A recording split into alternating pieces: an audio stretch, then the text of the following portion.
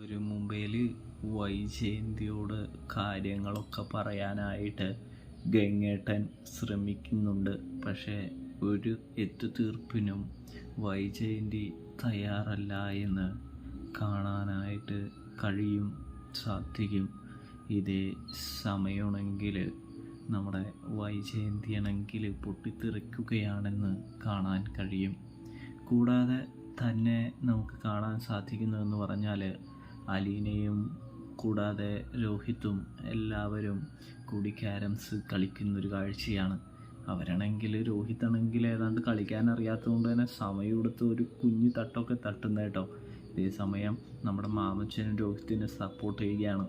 അപ്പോൾ രേവതിക്കുട്ടി പറയുന്നുണ്ട്, രണ്ട് കള്ളന്മാരും കൂടി ഇവിടെ ഇരിക്കുകയാണ്, രണ്ടും പെരും കള്ളന്മാരാണല്ലോ എന്നിങ്ങനെ പറഞ്ഞ് അവരൊക്കെ ഇങ്ങനെ സന്തോഷിച്ച് ഉല്ലസിക്കുന്ന മുഹൂർത്തങ്ങൾക്കിടയിൽ അത്